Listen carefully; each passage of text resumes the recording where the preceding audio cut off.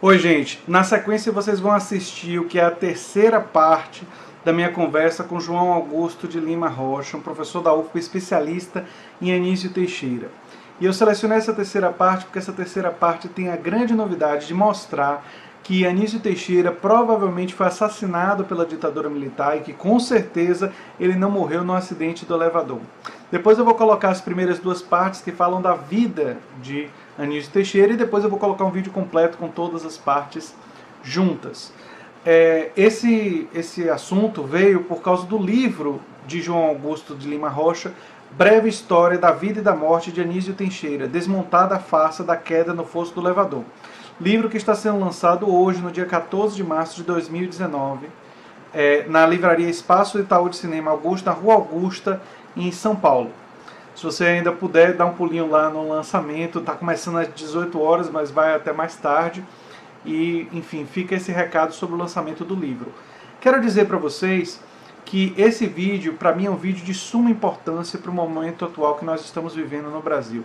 E por isso, eu gostaria muito que vocês divulgassem para todas as fontes e todos os lugares que vocês possam conhecer, para que as pessoas saibam quem foi Anísio Teixeira, um dos maiores educadores do Brasil, e que saibam que ele, provavelmente, todas as evidências vocês vão ver mostradas pelo professor, foi assassinado, torturado e assassinado pela ditadura militar.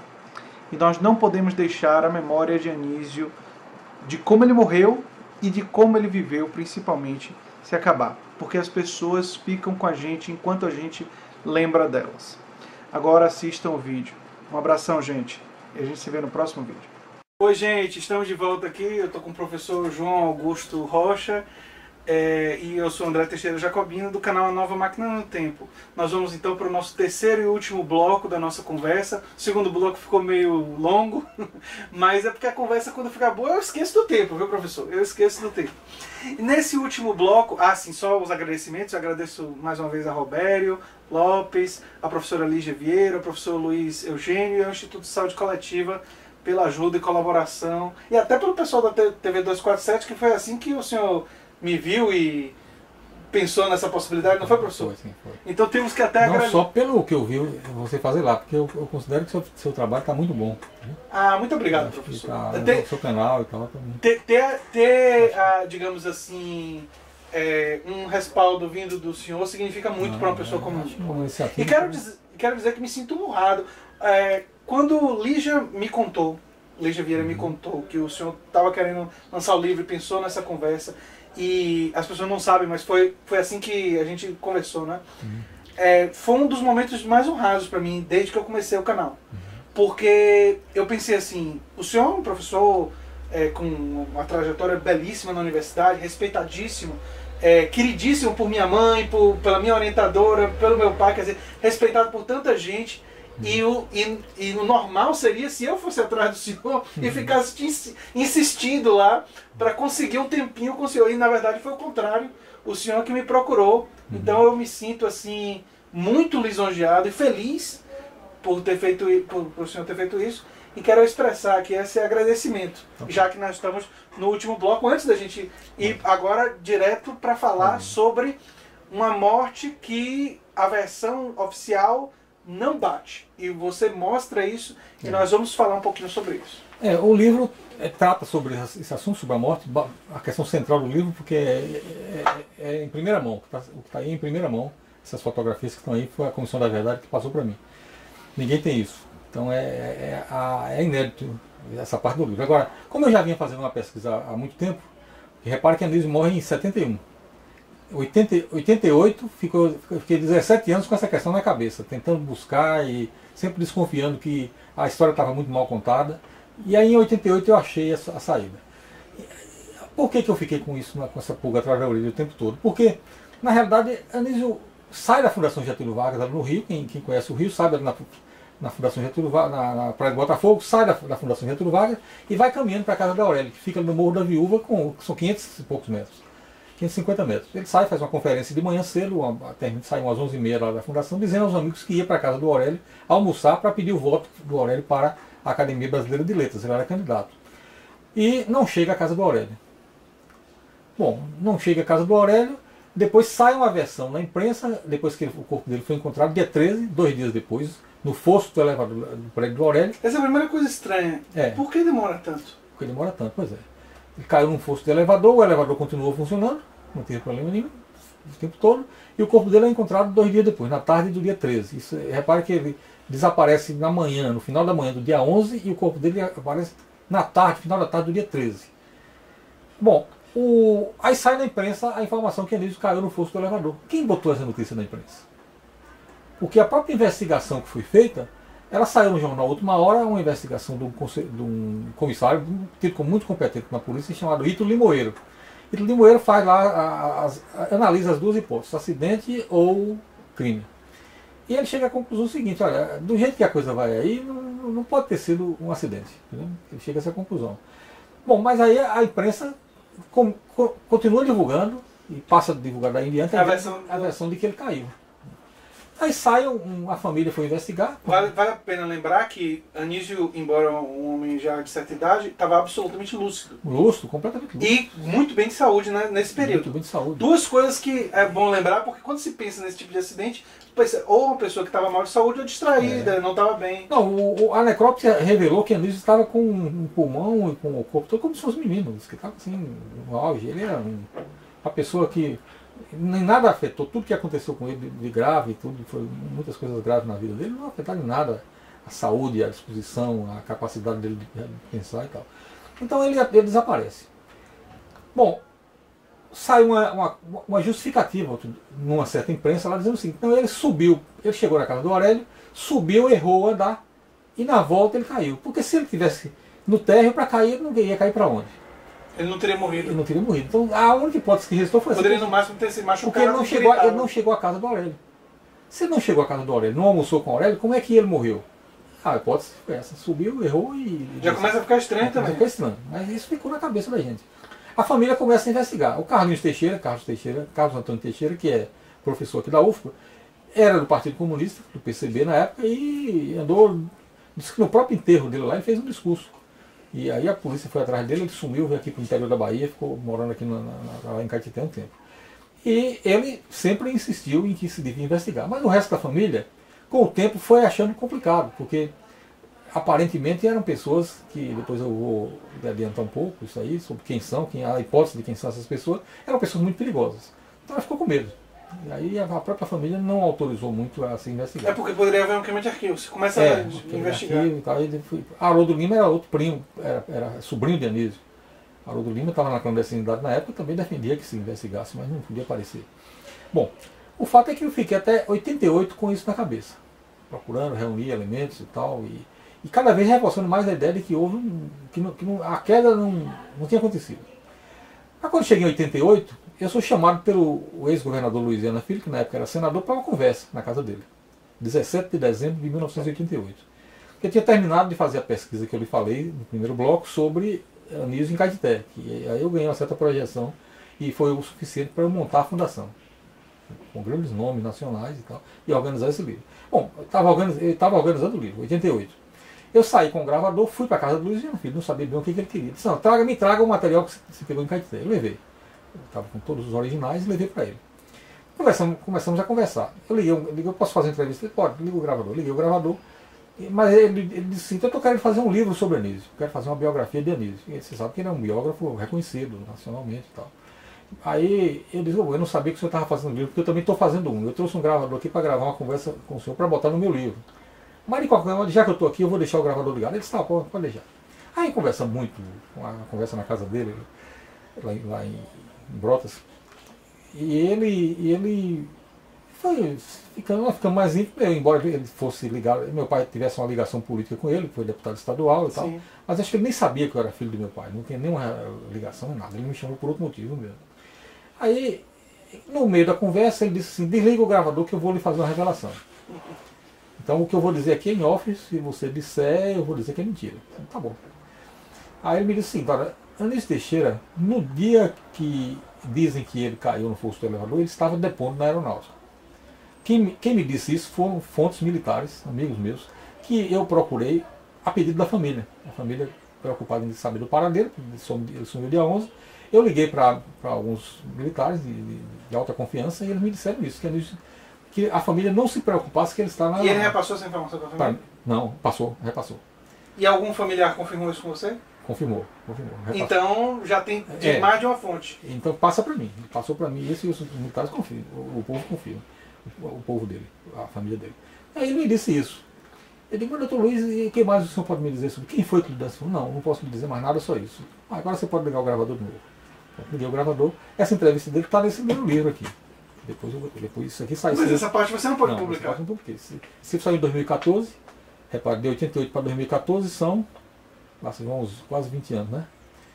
26 anos, né? Saiu o livro. Saiu esse livro. Nesse livro eu botei a entrevista dele. Dizendo que a parte mais importante não saiu. Bom, fiquei com isso guardado. E no outro ano, em 89, eu encontrei a Frane Coutinho aqui. A Frane Coutinho veio fazer uma palestra aqui na Academia de Letras da Bahia. Eu fui lá porque queria também um depoimento de Frane Coutinho sobre Anísio. Fui com meu amigo Beto Ivo, que é psicólogo. Aí terminou a conversa, a Frane Coutinho me disse, olha, vou para casa de James Amado, que eu estou hospedado lá. James Amado é irmão de Jorge, casado com a filha do Graciliano Ramos. Nós fomos para casa ficamos lá e tal.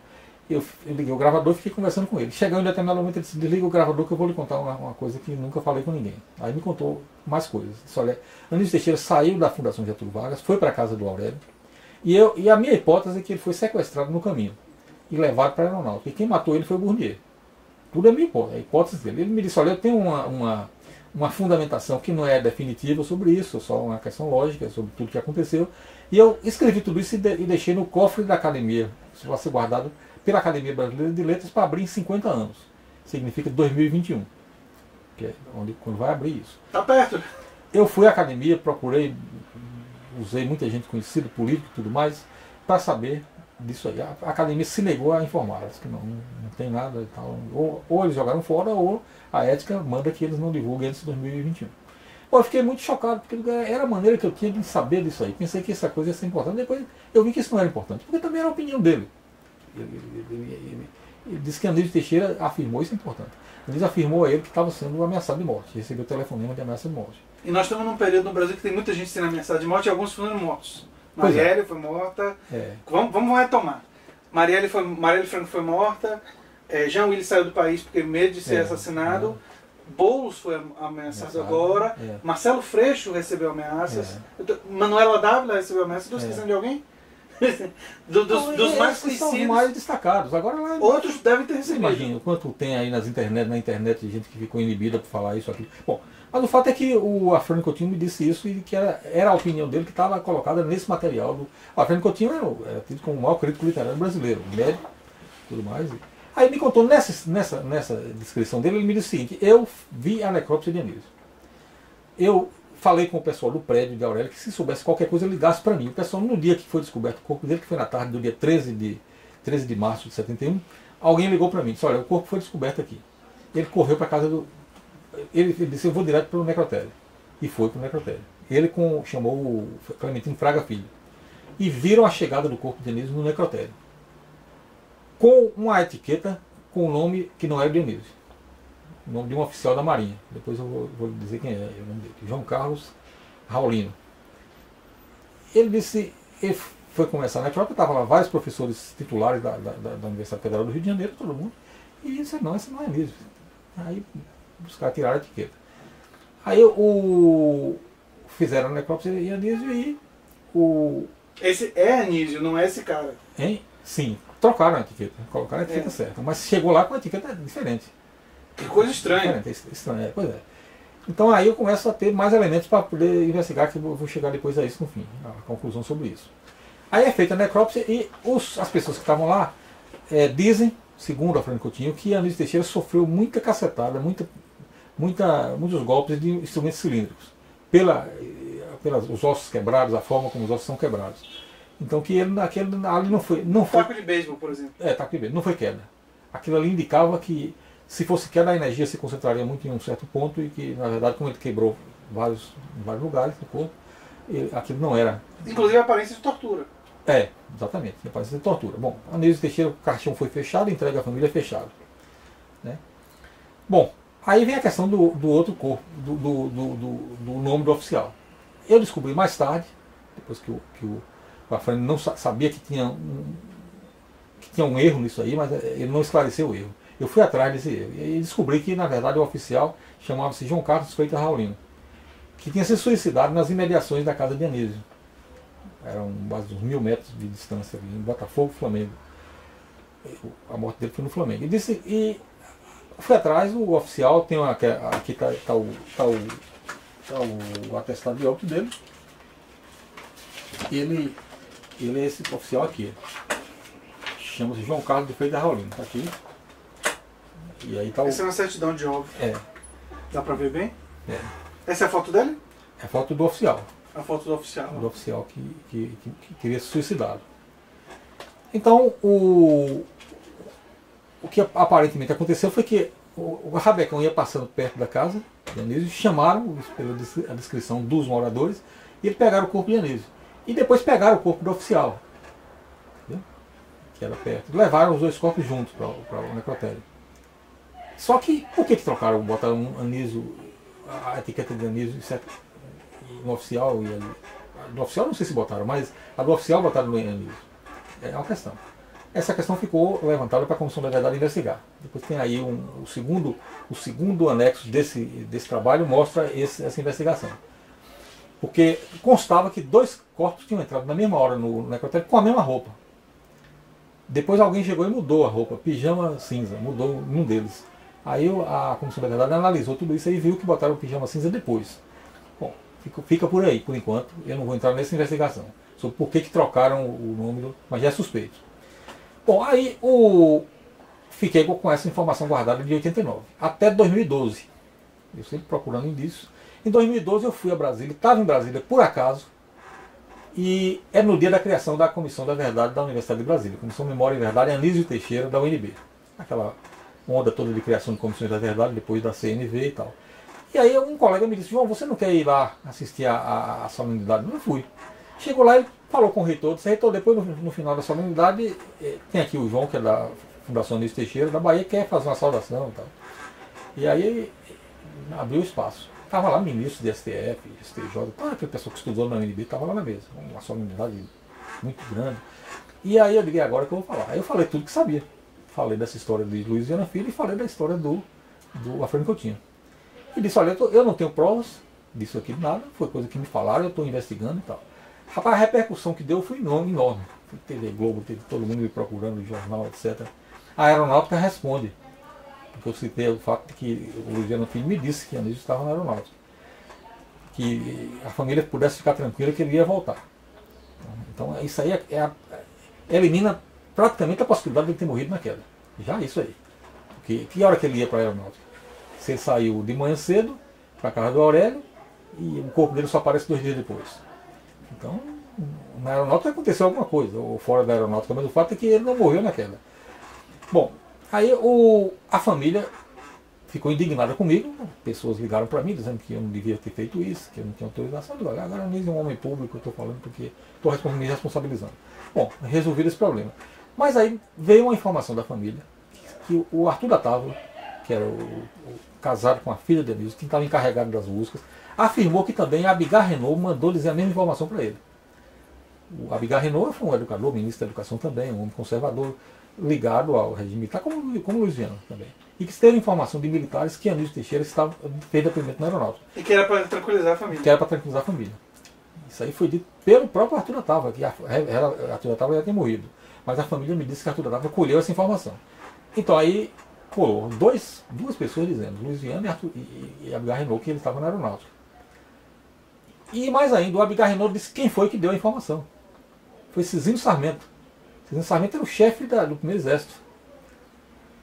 Então deu o nome. Cizinho Sarmento me disse que a família pudesse passar para a família a informação que não tinha problema, que ele estava dando depoimento na aeronáutica, que é só questão para a forma aí que ele vai voltar. E ele não volta para casa. Né? Então aí eu disse, bom, tudo indica que ele morreu fora do lugar. Então eu me concentrei em investigar sobre se ele caiu ou não só. O resto eu deixei para a Comissão de Mortos e Desaparecidos investigar. Isso que eu li no livro. Essa informação é importante porque até esse momento Anísio Teixeira não era motivo de investigação de nenhum órgão de público ou privado que estivesse investigando mortes no regime militar, porque ele não era considerado um político, um preso político, etc. Então agora eu coloquei ele na condição de uma pessoa que deve ser investigada. Por isso passei para a comissão. Bom, aí isso aí nós temos em agosto de 2012. Chegou em novembro, eu, Haroldo Lima e Carlos Antônio Teixeira, fizemos um dossiê sobre todas as informações, passando para a Comissão Nacional da Verdade, pedindo que a Comissão Nacional investigasse. A comissão aceitou investigar. Então, em novembro de 2012, nós fomos a Brasília e solenemente a comissão anunciou a investigação da morte de Anísio. Isso nós estamos em novembro. Quando cheguei, a comissão só foi até 2014 e não investigou. Fez até a exumação do cadáver de Anísio e tudo mais. Disse que não achou o túmulo do oficial da aeronáutica para fazer, não sei por que carregar água, porque eu depois tirei as fotos do cemitério mostrando que a foto do túmulo dele, né? Eu tenho essas fotos, e não investigou o oficial. Mas aí, aparentemente, quem estava mesmo lá quem foi. A exumação foi feita do cadáver de Anísio. Os familiares acompanharam. Haroldo Lima, inclusive, acompanhou e viu. Mas não tinha mais nada que ver. Estava tudo já em pó e tal, não dava para tirar nenhuma conclusão. A comissão mandou investigar. Está até hoje investigando, ninguém sabe se terminou, não tem notícias. Quando terminou o período da comissão, da verdade, em dezembro de 14, aí a comissão pegou algumas informações que tinha obtido e passou para a família. Entregou à família. Essas informações a família passou para mim, através de Haroldo Lima. Está dito no livro. Então, são essas fotos que você está vendo aí.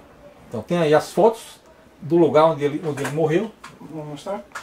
Onde ele foi encontrado. E tem o auto do exame cadavérico, também, que estava desaparecido. Repare que eu procurei isso na polícia do Rio, na 10ª delegacia, enquanto estava investigando, e me disseram que o processo não existia mais. Então desapareceu o processo. Então essas fotos foram as fotos encontradas, né, num lugar absolutamente insalubre pelos investigadores da Comissão da Verdade. Pegaram os negativos e tem aí as fotos. Aqui são os objetos. Bom, são essas fotos. Alguns pertences encontrados. Os pertences encontrados dele. Dá pra ver? É. Aqui são os pertences, né? É. E aqui as vigas de suporte. As vigas de suporte do elevador social. Né? Inclusive vigas bem grandinhas. Né? É. Esse espaço todo aí, considerando a viga, tem 1,10 m mais ou menos. Então, repare que aí. Pode continuar falando. 1,10 m mais ou menos, considerando os vazios e os cheios aí de viga, né? Então é um espaço muito pequeno. Aqui é um papel que foi encontrado, aqui estão os óculos dele. Como é que os óculos dele foram parar aqui? Os óculos dele. Essa coisa circulada em verde? Os óculos dele os óculos de Anísio. Intactos aí, em cima da viga, suporte do elevador. Então, foram colocados aqui. Pois é. Então a partir disso aí, eu elucidei o fato de que ele não caiu, né? Porque a outra foto que você vai ver aqui já é o corpo dele caído. Todas essas fotos são inéditas, estamos apresentando ao público pela primeira vez. Né? Fotos inéditas, hein, gente? É exclusiva, cara. É. Estão vendo? Aqui é o corpo de Anísio. É. E aqui é uma foto dele com óculos. Repare. Aqui embaixo, essa foto de baixo é interessante, porque você tem aí o corpo dele com a pasta dele encostada, ele está praticamente apoiando a cabeça na pasta.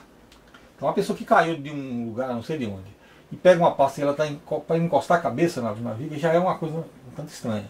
Mas isso aí é junto das rodanas do elevador. Entendeu? Depois eu fiz um esquemazinho aí adiante que você vai ver. Mostra. Vou mostrar aqui adiante um esquema que eu mostro como foi. Eu fiz um croquiszinho para mostrar aqui tudo, né? Então aí está mostrando a entrada do elevador. Aqui está a entrada, né, no térreo. Ele teria entrado por aqui. Aqui estão as vigas de suporte do elevador social. E aqui o corpo dele foi encontrado junto das rodanas. Já na parte do elevador de serviço. Porque o elevador social vai só até as vigas. Aqui está o suporte. Aqui tem um platôzinho aqui embaixo e aqui fica o elevador de serviço junto. O corpo dele foi encontrado fora dessas vigas. Então se ele caiu de tal maneira que se deslocou, ninguém sabe como, para esse lugar. Ele teria caído em cima das vigas. E ele não podia passar pelos espaços, que são espaços de 15 centímetros. Ele teria que ficar em cima das Ficar em vigas. cima das vigas. E se ele caiu da altura que eles disseram que ele caiu, o corpo dele seria estraçalhado. Isso, estraçalhado. Quer dizer, na verdade, ele não pode ter caído do próprio térreo, porque aí ele não teria problema nenhum. Se ele Aí tivesse caído do térreo, o máximo que ele teria tido é uma contusão leve e Leve. teria gritado. E teria gritado. Ele teria ficado lá e gritado, porque se ele conseguisse passar por esses espaços aqui, ele ficando aqui embaixo, ele teria gritado. Porque... E ele não poderia ter caído do 8º andar, que foi a suposição, lá em cima, né? Isso ninguém tem A hipótese. condição de provar, é uma hipótese. Porque a hipótese é que teria subido, errou o andar e na descida caiu. Bom, imaginemos que essa hipótese tenha valido. Então, Como é que o óculos ia estar daquele jeito? exatamente, eu usei exatamente a Galileu Galilei para provar isso. Não faz sentido. Se alguém A cai, experiência da Torre de Pisa, né? se alguém cai, por exemplo, do 8º andar de um prédio e cai no fosso de elevador, não só o óculos não teria resistido, mas, como eu falei de estraçalhar o corpo não estaria só machucado, ele estaria arrebentado. Exatamente.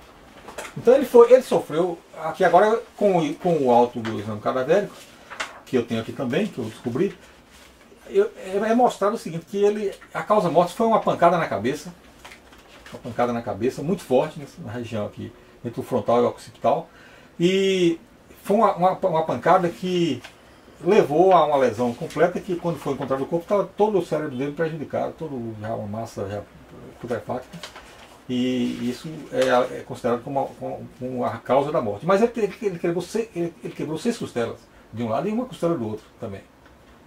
Então a energia se concentraria na cabeça somente, quebrar todos os ossos, quebrou o braço, quebrou outras coisas mais. Então houve uma generalização aí de atritos dele com as vigas ou com sei lá o que teria havido, né? E que ele quebrou várias partes do corpo. Bom, o croquis aqui, colocado pelos médicos legistas, um anexo aqui, mostra que ele sofreu a pancada na cabeça. E a pancada na cabeça não é uma pancada. A lesão no lugar que eu falei não é uma lesão que parece ser de uma pancada com um objeto que se concentrou num lugar só. Dá a impressão que foi um martelo que bateu. Há uma parte intermediária aqui, entendeu? Ficou de pele antes. Ficou 2 buracos e uma parte intacta. Observe para você ver aí. O que me leva a acreditar que pode ter sido um martelo mesmo que bateu na cabeça dele, para simular uma lesão. E depois levar ao corpo e para parecer que ele caiu. Mas tudo isso é hipótese. Só que é uma coisa estranha esse tipo de. Foi uma lesão que estraçalhou, acabou com o cérebro dele nessa parte aí, mas ficou uma parte no meio, intacta. Né? Bom, isso é uma lesão cominutiva, né, na linguagem médica, porque teve esmagamento. Bom, com esses elementos aí, ao verificar os óculos dele nessa posição, eu digo, bom, os óculos dele que são óculos fundo de garrafa, óculos muito espessos e de vidro, né? Naquele tempo não tinha óculos, lentes. Esse aqui é de verde. Esses óculos, repare que a perna dos óculos está para dentro da viga, né? Está para o lado de cá. Então, a hipótese que eu tenho é que alguém entrou com ele por essa portinhola que você está vendo aí, essa portinhola que está aqui com a lâmpada em cima, 1 ou 2 pessoas, e essas vigas aqui, a parte inferior delas fica a 1,40 m do platô, a pessoa teve que se agachar, certamente os óculos dele caíram. O cara pegou os óculos e botou em cima da viga, ao invés de pisar para poder simular, aí ele esqueceu de fazer isso. Ele colocou os óculos em cima. Bom, mas agora vem a pergunta, os óculos são dele mesmo ou não? Minha pergunta. Aí eu fui atrás disso. Aí completou a pesquisa porque eu encontrei essa foto dele, que está com esses óculos, como vocês estão vendo. Essa é a última foto dele, que a família me deu. E ele está usando os óculos. Ele está usando os óculos. E aí, para comprovar, você pega aqui, licença aqui, pega aqui, eu fiz uma foto em detalhe, botando os óculos e os óculos que foram encontrados. Que são exatamente os mesmos óculos. São exatamente os mesmos óculos. É. Realmente. Essa foto, podia até alguém me dizer que eu montei, mas está aqui. Saiu um livro, o editor Luiziana Filho, a editora da UFPA, que é essa foto aí, com esses óculos. Que ano foi isso aí? Deve ter sido uns 15 anos antes, mais ou menos, que foi sair esse livro, né? Esse livro é de... deve ser 2015, mais ou menos. 2008, né? Então está provado que uma foto existente, foi eu que dei a Luiziana para botar essa foto aí. Entendeu? Então repare que Luiziana está presente em tudo nisso aí, foi quem elucidou. Do início ao fim. Do início ao fim, quem elucidou. Agora você me pergunta, por que Luiziana me procurou para dizer isso? Eu pensei o seguinte, Luiziana está fazendo o livro, que é esse livro aí, e ele vai colocar no livro essa versão. Mas ele não colocou no livro essa versão. Ele colocou outra coisa no livro. E o texto que ele colocou no livro é muito curioso, que ele não assume essa versão da queda. Ele simplesmente diz, não, disse que ele caiu, etc. Uma coisa meio neutra, né? Lamenta muito. Porque, embora ele não. Aí eu levanto a hipótese. Todo mundo que já escutou essa história da queda, no mínimo levanta uma suspeita. E ele não queria subscrever uma coisa que ele tem elementos para acreditar que não é verdadeiro. Não, eu acho que é o contrário, André. Ele tem convicção. Ele não quis fazer isso. Exato. Não, ele sabe que não é verdadeiro. Sabe que não é verdadeiro. Ele sabe que não é verdadeiro. E por isso que ele, digamos assim, embora ele saiba que é verdadeiro, mas ele não quis entrar na polêmica. Não quis entrar na polêmica. Agora, é curioso que a vida dele toda essa é uma vida de amizade com Anísio, mas de negação das ideias de Anísio. Tensão. Assim. É o que ele sempre falou, de tensão. E ele aparece sempre na vida de Anísio. Uma hora defendendo, uma outra hora atacando. Tem uma situação dele aí, que o livro conta aqui, já nessa parte que eu trabalho sobre o problema do comunismo, né? Quem disse que Anísio era comunista? Tem um capítulo sobre isso. Que Anísio foi acusado de comunista por conta de uma palestra que ele fez, uma palestra importantíssima, de 1956, quando ele fundamentou toda a luta pela escola pública no Brasil, chamada Escola Pública Universal e Gratuita. Foi em 1956, em Ribeirão Preto, um congresso estadual de professores. Nessa palestra, a Anísio fez uma intervenção, que foi a principal intervenção, que gerou uma discussão enorme sobre a escola pública no Brasil. E aí um deputado da igreja, um deputado ligado à igreja, um deputado chamado Fonseca e Silva, padre Fonseca e Silva de Goiás, foi ao Congresso dizer que Anísio tinha falsificado o texto que ele apresentou para tirar algumas afirmações favoráveis ao comunismo. Bom, isso gerou uma polêmica enorme. Anísio disse, não, eu não ia fazer isso. Saiu o artigo na Revista Brasileira de Estudos Pedagógicos, sem isso, e ele disse que não foi o texto original que ele leu. Aí a Associação Brasileira de Educação, que repara, é uma associação de conservadores, só a igreja tem saído, a igreja não tinha saído ainda, não, já tinha saído, a igreja já tinha saído, mas eram pessoas, educadores, pessoas honestas, sérias, mas conservadores. E resolveram fazer uma investigação sobre isso, para ver se o discurso dele foi alterado ou não. E a comissão chegou à conclusão que não foi alterado o discurso, o discurso de Anísio. E a defesa de Anísio, que Anísio fez, foi publicada em vários jornais e lida no Congresso Nacional por Luiziano Filho. Em novembro de 1956, o Luiziano Filho fez um discurso para defender Anísio. Bom, mas a questão de Luiziano Filho, que eu fiquei com a pulga atrás da orelha, mas por que Luiziano ia falar isso? O Luiziano é um político refinadíssimo, né? Pessoa, né? Conservador, mas um cara assim que você pode conversar sobre tudo com ele livremente. É uma pessoa culta. Muito culta. Embora não seja o caráter de Roberto Santos. Não acho que não é a mesma coisa. Agora, não é igual, mas a gente poderia dizer que é uma direita também diferente. Também. Dessa daí. Claro. Muito diferente. São duas. Exatamente. Aí eu fui atrás e descobri o seguinte, que Luiziano Filho ele foi perseguido pela turma de Antônio Carlos e ele recebeu aqui no final do governo dele, no final não, no 68, 69, teve aqui um negócio de uma amostra que foi proibida pelos militares. Foi fechada a amostra. Juarez Paraíso, o nosso grande Juarez Paraíso, o artista, era o curador da amostra. E Luiz Tavares, Luiz Henrique Tavares, também era de um órgão do governo do Estado que tinha aprovado essa amostra feita lá no mosteiro ali da Joana Angélica, o mosteiro. O mosteiro ali da Joana Angélica. São Bento? Não, São Bento não.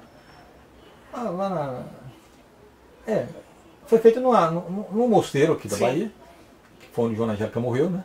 E porque tinha grandes espaços e foi colocado milhares de obras. E tinha algumas obras que tinham, por exemplo, militares macacos com caps, né? Macacos com caps. E isso aí os militares souberam e entraram lá e acabaram com a exposição, fecharam a exposição. E Luiziano permitiu, como governador, isso. Okay? Tem aqui, está detalhando esse episódio aqui. Teve outra situação também que Luiziano permitiu ou apoiou o lançamento de um livro, de uma coleção magnífica de Ramos Amado. Eu trouxe aqui o livro sobre Gregório de Matos, né? Que é uma coleção, Boca do Ferro. 7 volumes disso aqui, que é toda a obra de Gregório de Matos, que Ramos Amado fez uma pesquisa magistral e descobriu. E também tinha saído um artigo sobre o Noel de Câmara numa revista do Estado. Por esses 3 motivos, os militares botaram para quebrar em cima de Luiziana, fui chamado para inquérito e tudo mais, e fecharam a exposição. Então eu percebi que havia não somente por conta da disputa de Antônio Carlos com ele aqui na Bahia, havia uma posição diferente dele. Uma contradição. Uma posição diferente de Luiziana em relação aos outros que se mantiveram no golpe a partir do AI-5. Porque Luiziana Filho era contra a continuidade. Dizem que era o pessoal da chamada Sorbonne, né? que achava que só devia ficar o governo em Castelo Branco, não devia ir à frente. E foi mais ou menos na mesma época que veio o AI-5. E aí o Luiziana era contra. E aí os militares daqui da Bahia carregaram em cima dele com essa questão. Dentre essas coisas, uma posição dos militares foi que o Navarro de Brito, que era o secretário de Educação do Luiz, tinha que ter, segundo dizem, 48 horas para sair do país.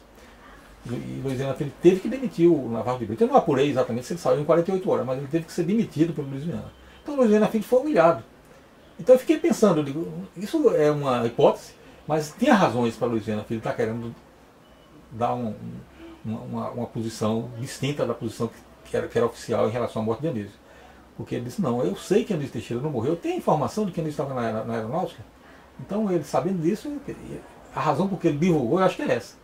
Porque tinha alguma diferença e terminou ele perdendo a hegemonia aqui para Antônio Carlos Magalhães. Então ele tinha razões, acredito, para fazer isso aí. É só para uma justificativa que me pareceu adequada para isso aí, para essa conclusão, né?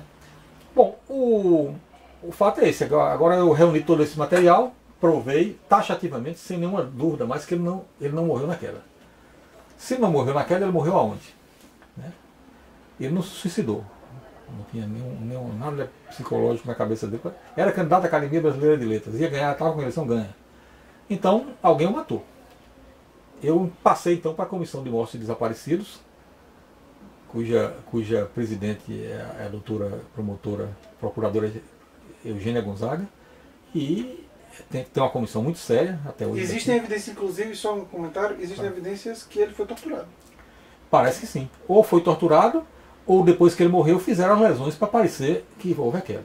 Tentando simular a queda com as lesões, né?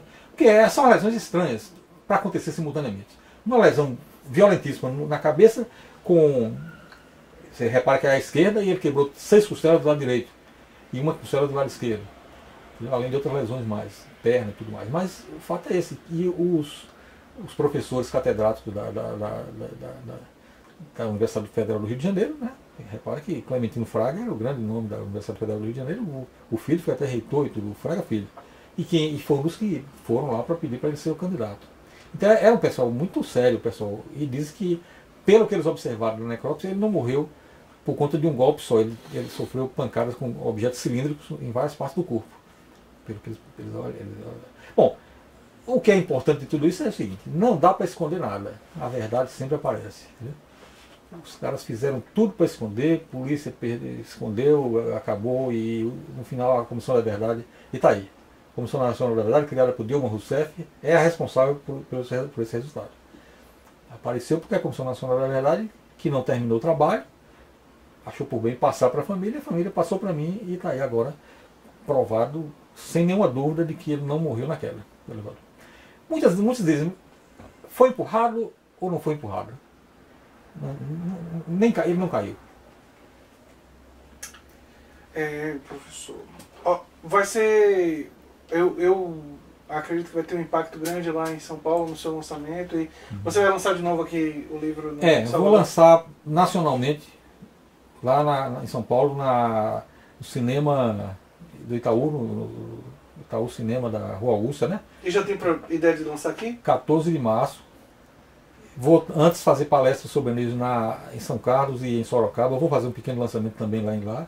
E aqui depende da EDUFPA, né? Porque nós não temos recursos para sair lançando, né, no país inteiro. Eu vou lá, por acaso eu ia fazer essas palestras lá em São Paulo, eu vou aproveitar e vou lançar por lá. Mas aqui Aqui acredito que vai ter um lançamento e a gente espera que possa ser um bom lançamento. Estarei presente, com certeza. Tá, você é um convidado especial. Eu que agradeço. E fala com o pessoal lá do 247 para divulgar isso, porque eu vou pedir. O Atush, se puder participar. Vou pedir. O Haddad prometeu ir. O Haddad, mas eu não sei ainda a agenda dele, como é que mais... a agenda de política é sempre complicada. Né? Existe a possibilidade, ele disse que mas a agenda de política, eu bem que sei que estou tentando entrevistar alguns políticos aí, e tem sido difícil. Muito, tem sido difícil. Mas eu quero dizer algumas coisas antes da gente concluir. Uma coisa, eu acredito que não só pela recuperação principalmente da vida de Anísio, mas demonstrar que a morte dele não foi como aconteceu, como dizem que aconteceu, quer dizer que essa versão que foi utilizada pela ditadura militar, ela é importante para a gente ter noção, com a nossa própria história, que muita gente foi silenciada pelo nosso autoritarismo. E eu quero, mais uma vez, agradecer efusivamente a sua participação aqui no canal, dizer que eu me senti muito honrado pelo convite que você que propôs, né? Claro. Veio de você, mas eu fiquei... quando o Lígia me disse, se você tem interesse que passe o contato, eu disse, com certeza, passa logo. Passa o contato.